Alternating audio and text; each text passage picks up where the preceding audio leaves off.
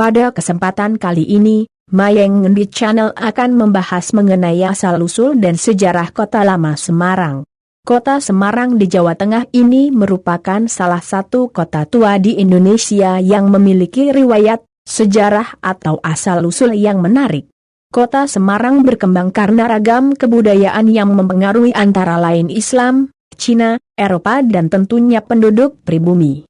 Keempat budaya itu berbaur menjadi satu dan meninggalkan pengaruh yang penting bagi kehidupan Kota Semarang. Asal-usul Kota Semarang. Awalnya pada saat itu di Jawa Tengah berdirilah Kerajaan Demak yang merupakan salah satu kerajaan yang bercorak Islam. Hiduplah seorang pangeran yang terkenal dari Kerajaan Demak bernama Raden Met Pandan.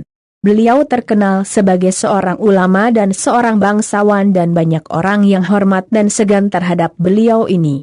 Beliau ini memiliki seorang putra yang bernama Raden Pandanarang. Seperti halnya dengan bapaknya, Raden Pandanarang ini terkenal sebagai anak yang baik hati, sopan, ramah, dan berbakti kepada orang tuanya.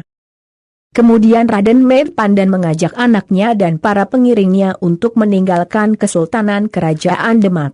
Kemudian mereka berdua pergi ke arah barat untuk mencari daerah baru yang akan ditempati. Berhari-hari dalam perjalanan, akhirnya Raden Met Pandan meminta berhenti sejenak dan merasa cocok dengan daerah hutan yang dirasa cocok untuk ditinggali. Hutan itu pun dibuka lalu didirikan pondok pesantren dan lahan pertanian. Di tempat yang baru tersebut Raden Met Pandan mengajarkan agama Islam kepada para pengikutnya. Lama-kelamaan keberadaan tempat tersebut dan pondok pesantren itu mengundang banyak orang untuk datang menimba ilmu agama di sini. Wasiat Raden Met Pandan. Di tempat inilah Raden Met Pandan merasa senang hidup bersama putranya. Beliau berharap anaknya nanti bisa menggantikannya sebagai guru agama Islam di tempat tersebut. Sebelum meninggal, Raden Met Pandan berpesan kepada putranya agar melanjutkan cita-cita beliau tadi. Raden Pandanarang diperintahkan untuk tidak meninggalkan daerah tersebut.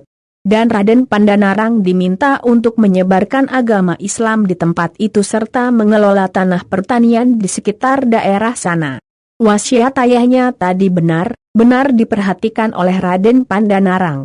Raden Pandanarang menjadi seorang guru agama yang menyampaikan ilmu agama Islam kepada masyarakat sekitar dan mengelola lahan pertanian. Dari hasil pertanian didapatkan hasil panen bahan pangan yang melimpah dan dengan relatif singkat banyak orang datang untuk belajar ilmu agama Islam. Pemberian nama asal-usul Kota Semarang.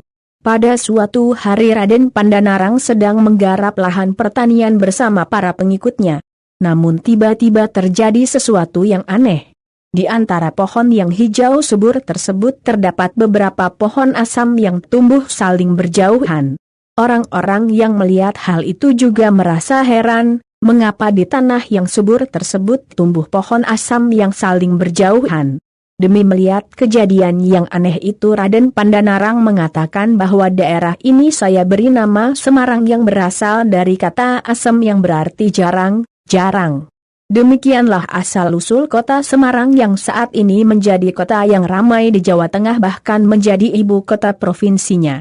Karena jasanya yang telah membuka dan mendirikan pertama kali Kota Semarang, yaitu Raden Pandanarang. Maka beliau diangkat langsung sebagai pimpinan serta mendapat gelar Ki Ageng Pandanarang. Sejarah perkembangan Kota Semarang. Sejarah Kota Semarang dimulai sejak abad ke-8 Masehi, di daerah pesisir utara yang bernama Pragota yang sekarang bernama Bergota merupakan bagian dari Kerajaan Mataram kuno. Sebenarnya daerah tersebut merupakan pelabuhan yang di depannya terdapat banyak pulau kecil. Namun, dikarenakan pengendapan yang kian banyak hingga sekarang, akhirnya membentuk sebuah daratan. Pelabuhan masa lampau itu diperkirakan letaknya berada di daerah Pasar Bulu yang memanjang ke Simongan.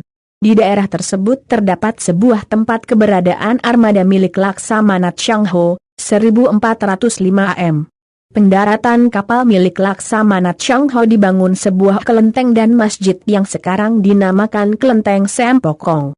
Pada abad ke-15 Masehi, Suatu hari ada seorang pangeran dari Demak yang menyebarkan Islam ke daerah Pragota, bernama Pangeran Meir Pandan.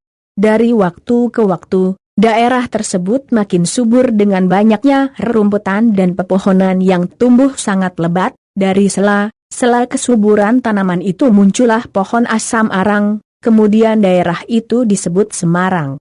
Pangeran Meir Pandan sering disebut sebagai pendiri desa, disebabkan oleh kinerjanya yang baik. Dan beliau dipercaya menjadi kepala daerah setempat, dengan gelar Kiai Ageng Pandan Arang I. Sepeninggal beliau memimpin daerah lalu digantikan langsung oleh putranya yang bergelar Pandan Arang II atau lebih dikenal dengan Sunan Bayat. Di bawah pimpinan Kiai Ageng Pandan Arang II, Semarang semakin jaya, sehingga Sultan Hadiwijaya dari Pajang menaruh simpati kepadanya. Semarang menjadi kabupaten. Karena segala persyaratan Semarang menjadi kabupaten telah terpenuhi, maka oleh Sultan Hadiwijaya yang sudah berkonsultasi dengan Sunan Kalijaga pada akhirnya memutuskan untuk menjadikan Semarang menjadi kabupaten. Pengangkatan Semarang menjadi kabupaten tersebut bertepatan dengan peringatan Maulid Nabi Muhammad SAW, 12 Rabiul Awal tahun 954 Hijriah, sampai tanggal 2 Mei kemudian ditetapkan sebagai hari jadi kota Semarang. Pada tahun 1678 Masehi, pemimpin Amangkurat II Mataram telah berjanji kepada VOC untuk memberikan wilayah Semarang sebagai ganti dari hutangnya. Amangkurat II mengklaim bahwa daerah Priangan akan lunas jika pajak dari pelabuhan di pesisir diberikan. Sampai pada tahun 1705 Masehi, Susuhunan Pakubuwono I menyerahkan Semarang kepada VOC atas jasanya membantu merebut Kartasura. Sejak itulah Semarang telah resmi menjadi milik VOC yang telah dipimpin oleh pemerintah Hindia Belanda. Standblad nomor 120 tahun 1906 Belanda membentuk pemerintahan Gemeente atau Kota Madya, di mana pemerintahan kota Semarang yang dikepalai oleh seorang burgeme atau wali kota.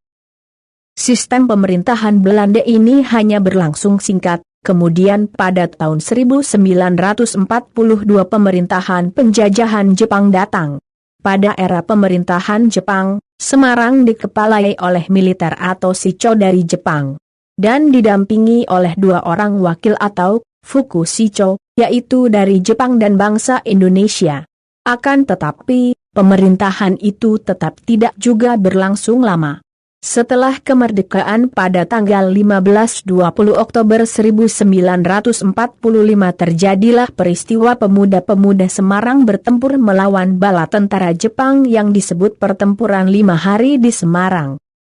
Penyerahan kota Semarang kepada Belanda. Sampai pada tahun 1946, Inggris atas nama sekutu menyerahkan kota Semarang kepada pihak pemerintah Belanda.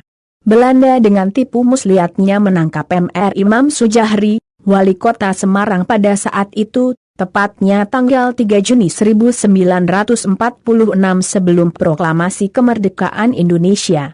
Namun semangat para pejuang Semarang di bidang pemerintahan masih tetap menjalankan pemerintahan dengan baik sampai pada Desember 1948. Daerah pengungsian para pejuang Semarang berpindah-pindah, mulai dari kota Grobogan, Purwodadi, Gubuk, Tegowanu, Kedung Jati, Salatiga, dan akhirnya menetap di Yogyakarta. Raden Patah, Mr. Iksan, dan R. Prawoto Sudibyo adalah salah satu pimpinan yang masih menjalankan pemerintahan dengan baik, sampai Belanda membuat tercomba atau negara Jawa Timur yang bertujuan membentuk kembali pemerintahan Gemeente atau Kota Madya seperti pada masa kolonial dulu yang dipimpin oleh R. Slamet Tirto Subroto. Tetapi hal itu sia-sia dan tidak membuahkan hasil yang berarti karena dalam masa pemulihan kedaulatan harus menyerahkan kepada Komandan KMKB Semarang pada bulan Februari 1950.